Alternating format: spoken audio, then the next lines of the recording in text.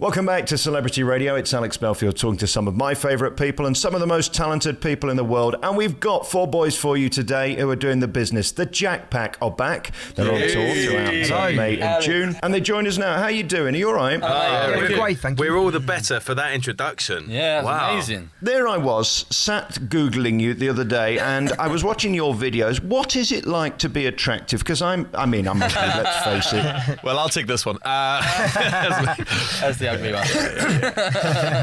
Yeah, move on. It must be amazing to be you. I mean, to have the songs, I mean, that's a given. We'll talk about that in a minute. To come up with a concept where you're bringing them back to life is genius.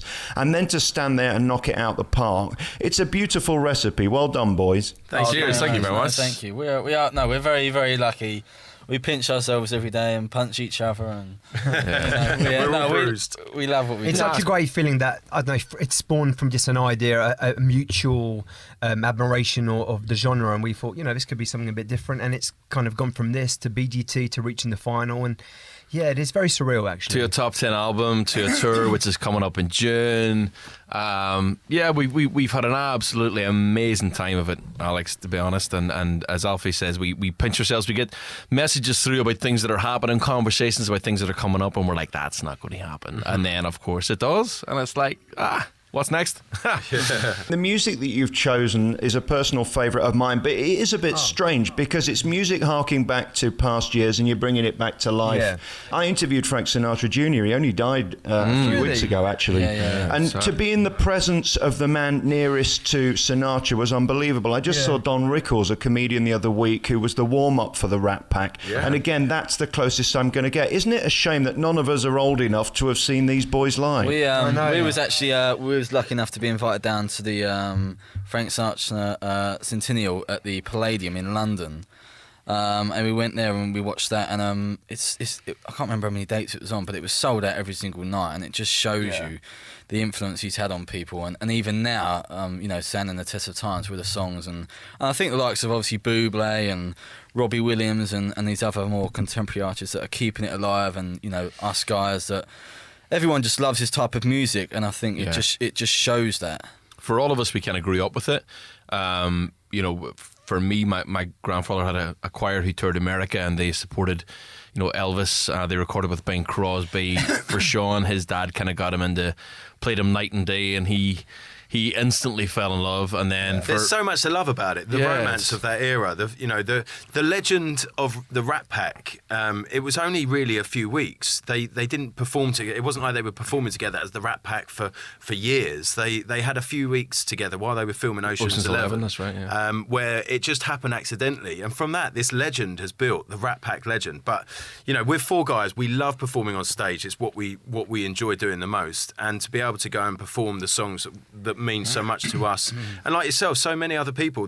These songs stand the test of time, and delivering a song like My Way that's been done by Frank Sinatra and really is the only version that people should ever hear. For us to be able to record that in a slightly different way, with four voices, four-part harmony. It's just a dream come true, and a slight risk, but people have really connected with it, and it's just a dream. There's two sides to the Rat Pack. When you saw them here in Vegas, there was the side that Frank was sort of honourable, wasn't he? He was the first guy to get Sammy into a hotel. Black people weren't allowed to stay in hotels, and he had him. And then the other side, they'd go downstairs and play the card games, and let's say get serviced under the table because they were that famous. I mean, these guys were the business. There aren't those people around anymore, are there? One can dream, Alex. I know, especially with my face. When you sing something like My Way, and I've seen it done a million times, if it's not done brilliantly, and by the way, you did do it brilliantly, it can sound terrible. What pressure is you as you rise to that crescendo to get that top note? Do you know what? Like you say that top note, but when you've got and it's like I'm like the highest harmony. So you think of Frank's top note, and then you think a third above that again.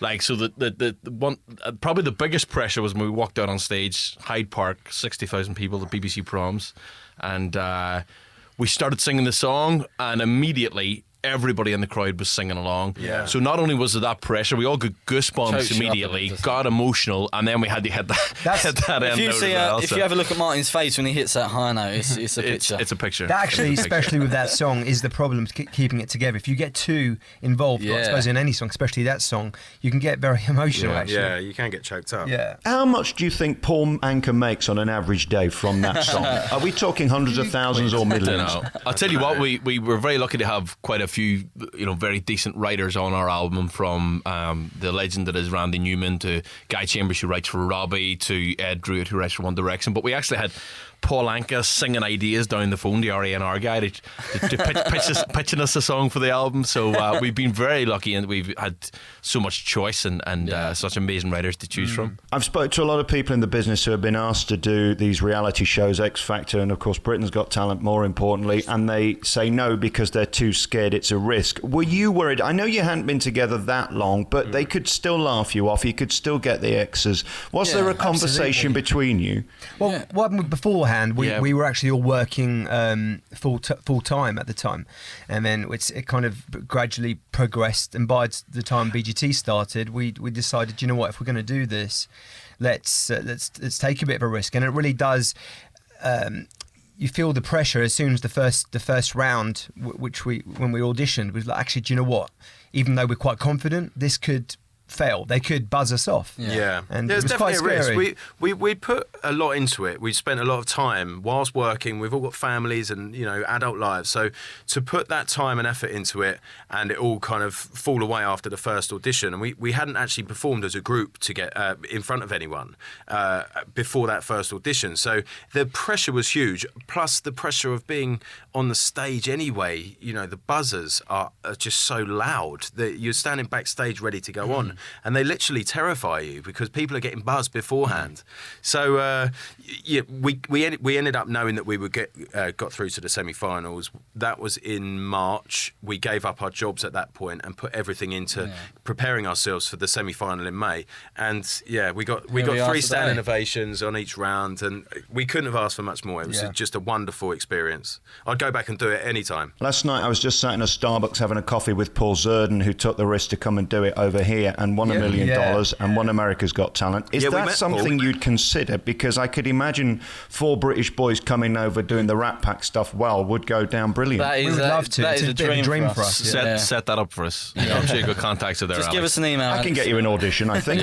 Oh no, we met. They're happy, Sean. We actually met Paul. We were doing a gig for one of Simon Coyle's charities that he's a patron for, and he was there doing his thing as well. He's a fantastically talented guy, but as you say, those shows do carry a certain amount of risk with them. But when we're at this stage, we've had the top 10 album. We're about to embark on our tour in June from Birmingham, Southend, London, Manchester from Wednesday the 15th.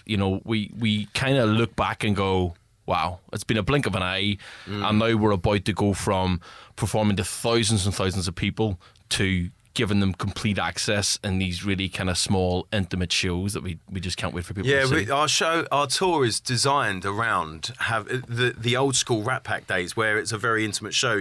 Sinatra and Dean Martin used to play with the audience, and that's what we love to do. We just love being on stage and having that chemistry. And it's a natural thing as well. It's not even something we have to put really into effort. No, we have to calm it down a bit. Yeah. If anything, we're told you rein it down a bit, But. Yeah, I know you like talking, but this is an interview. Can I ask a few questions? Let's do a bit on you before we go, because I hate it when you become invisible. There you are, sat there in a studio in London. I'm a few miles away. We've got Andrew Bourne. Tell us about you, how you got into it, and why you wanted to be at this position today. I've always just loved an audience, to be honest. I guess it's the extrovert in me. Show off. And what really did it for me, not so much like the other guys. The other guys had influences from their parents. My main influence was Robbie when he did his Swing When You're Winning album. And that, watching him smash My Way with Steve Sidwell's huge band behind him at the Royal Albert Hall, it was just like, that is something I need to do. So that was it for me. Luckily, very luckily, my dream came true. So and Alfie Palmer sat there with you. When we look at your voice mixing with the other boys, is there anything better than that alchemy coming together? It stands out a lot, my voice. I know. Yeah, thanks for that, Alex. I appreciate that. No, but it's, I'm always here to help. It is. We all used to sing on our own before, but obviously nothing on this scale, and none of us have been in a group before, so it's quite comforting. And when we're on stage with each other, and you look, next to you, and you see the other boys there, it's you can't really describe it, to be fair. And as much as we get on so well, we are literally like four brothers who just love what we do and enjoy it every time. And every time we get on that stage, we leave our hearts out on there, and we just do it as best as we can, and we absolutely love it. This is our dreams, and this is what we want to do, and we want to keep doing forever. And Martin McCafferty, or MM as I like to call you, Eminem. For you, what's the best bit? Is it the sexiness of being on the road with the girls screaming? Is it about standing on stage singing a few tunes, or is it stopping in those Toby Carveries on the tour? Do you know what? You've come to the right person. Do you know what I mean? Toby Carvery. Because I obviously come from Northern Ireland, I'd never seen a Toby Carvery, and You don't know what you're missing. Introduced to like unlimited salad. It was fantastic. No, do you know what? It's got to be a mixture of everything, the glamour, the camaraderie between me and the boys. As Alfie said, we've been so lucky. You mentioned obviously Alfie's tone. We've been lucky that our different vocal types come together beautifully in terms of the sonic harmonies and stuff like that we do on stage. Our banter, our chemistry, the fact that if we have to share a room, we don't end up killing each other. It's just been a fantastic ride so far. The sexy girls and everything else are just an added bonus, man. I'm not going to get into it, to be honest. But you're talking to the playboy of the group there, Alex. He's the single one that all the girls seem to be screaming for. Does it ever become normal that when you go from normal lads working in normal jobs to being popular and screamed at? It is a bit strange, isn't it, when people are stood outside doors waiting for your autograph to take a selfie?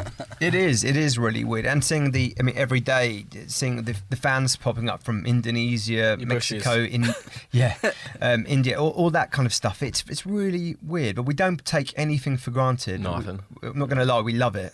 And so you should. It doesn't get any bigger than this. And finally, Sean Ryder Wolf. I do love a triple barrel name. It must mean you're posh. Oh, thank you. He's a Surrey boy. Yeah, the Ryder actually comes from my dad's an avid golfer, so I'm named after the Ryder Cup. The thing that breaks most up is that you get bored with each other, you get frustrated with the songs. I guess with you boys, you've got infinite choices, because there is so much of this music you can choose from. The American Songbook goes on and on. Yeah. And these are songs we're always going to love. We're never going to get bored if they're done in the right way. For you guys, is this going to be your life together, do you think? We really hope so. As you say, there's so such a vast array of swing songs we can do, and also we've got the opportunity to we can swing up modern songs, and we would love to in future albums make our own standards. So it's actually really hard when we had to choose songs for the first album. Going, what 12 songs can we put on it? It was really tricky. But a very enjoyable experience. Very enjoyable experience. To think that that's your job, sitting around listening to music. Old Sinatra and Bobby Darin tracks, thinking, how can we work on that one? It's quite something. Yeah, Andrew's wife didn't really take the whole, I can't make dinner, I'm working here. Him sitting with the headphones on Spotify, Well, come to Vegas. I think they'd love you over here, and I really do think the Americans would fall in love with you. The Glee Club in Birmingham, June 15th. You've also got Southend on the 16th. 17th, you're going to be in Islington at the Assembly Halls, and Manchester Academy on June 18th. Boy, it's really nice to talk to you. Thank you for your time. Alex. Thanks, so much, Alex. Cheers, man. Enjoy Vegas.